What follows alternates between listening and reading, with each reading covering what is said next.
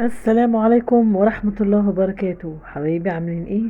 اخباركم ايه؟ يا رب تكونوا بخير وبصحة جيدة واسعد حال. صلوا على الحبيب. اللهم صل وسلم وبارك على سيدنا محمد. استغفر الله العظيم واتوب اليك. جددوا ايمانكم بشهادة ان لا اله الا الله سيدنا محمد رسول الله. اذكروا الله، الا بذكر الله تطمئن القلوب. حبايبي بشكركم واشكر حبايبي وعيلتي، واشكر لكل اللي جم ونوروني معايا. حبايبي أغلى ناس وأحلى ناس في الدنيا. ما تنسوش تدعوا لأهل غزة يا رب. اللهم أجرهم في مصيبتهم، اللهم أغثهم يا أرحم الراحمين. اللهم يا أرحم الراحمين أنزل عليهم من عندك رحمة يا أرحم الراحمين. اللهم ارحمهم، اللهم ارحم موتاهم وشهداءهم يا رب، واشف مرضاهم وجرحاهم، وارحمهم وأغثهم برحمتك يا أرحم الراحمين. حبايبي، النهاردة عايزة أتكلم عن أولا نقول البقاء والدوام لله في طريق سعاد جاد. سعاد جاد دي قد إيه إنسانة محترمة، قد إيه أنا واخدة بالي إن هي إنسانة مجتهدة بتكافح عشان بناتها. قد إيه هي مغلطتش، وكانت إزاي كان لآخر لحظة كانت مع طليقها بكل احترام وود، وكانت بتبعت البنات ليه.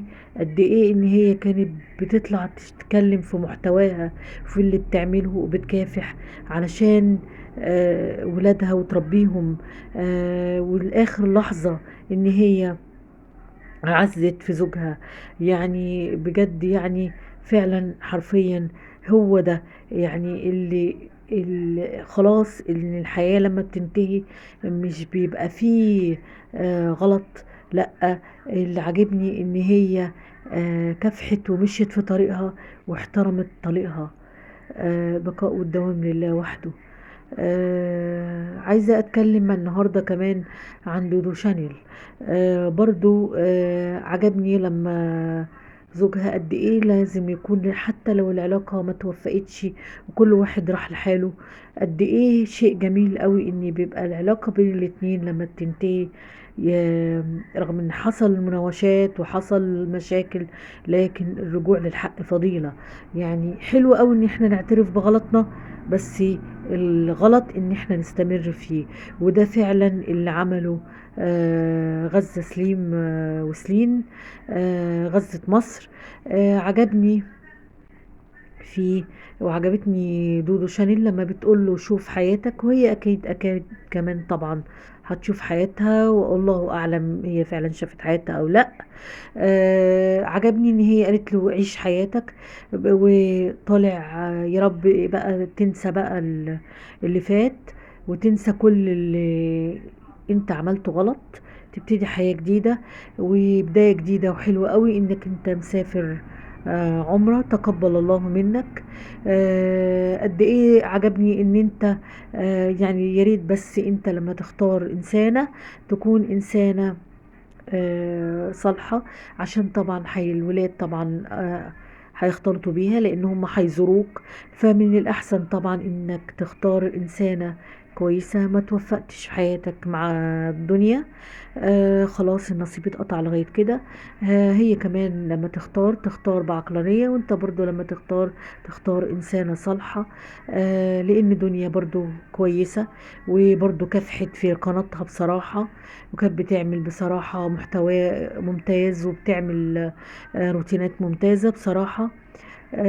ممكن يكون بعد الغلط طلع منها انفعلت، بس هي بترجع للغلط، بترجع عن الغلط وبتصحح وبتحاول ان هي تكون ايه، يعني الغلط اللي هي عملته بتصححه. وهي إنسانة كويسة جدا بصراحة.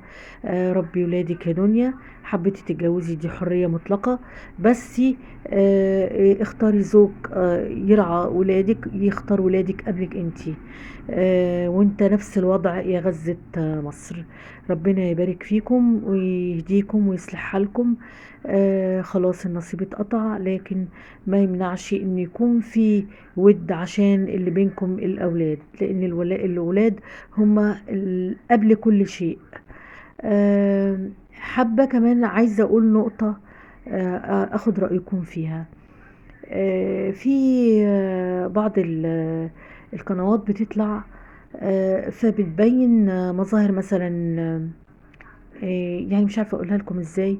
بس يعني انا عايزة اقول مثلا ان هم، مش عارفة اقولها ازاي، بس نقطة ان هم يطلعوا يبينوا مثلا ان هم لما في مثلا في بعض الناس يا عيني لم يرزقوا بالذرية الصالحة، يعني هم لهم حرية يفرحوا طبعا، دي ما فيهاش حاجة. بس في ناس لم يرزقوا بالذرية الصالحة، يعني ده رأيي الشخصي. راعوا مشاعرهم يا جماعة، راعوهم. انتوا فرحانين واحنا فرحانين معاكم. في ناس بتتضايق، بتتضايق لان شفت كومنت عند حد طالع يولد، وفي ناس خلفت، بيقولوا لهم راعوا مشاعرنا يا جماعة. فيعني انا بقول لكم افرحوا لهم، وربنا يكرمكم ويرزقكم الذرية الصالحة. وانا برضو مراعية، يعني ربنا يكرمكم ان شاء الله. ربنا ويهب من يشاء ذكورا ويهب لمن يشاء اناثا ويجعل من يشاء عقيما. صدق الله العظيم. كل واحد بياخد نصيبه. في اللي ربنا بيرزقه إناث، في اللي ربنا بيرزقه ذكور، في اللي ربنا بيرزقه الذكور والإناث، وفي اللي ربنا ما بيكرموش. ده رزق بتاع ربنا، ما نعترضش عليه. تمام ولا ايه؟ ما تنسوش تصلوا على النبي. والسلام عليكم ورحمة الله وبركاته. لايك وسبسكرايب في القناة. حبايبي السلام عليكم ورحمة الله وبركاته.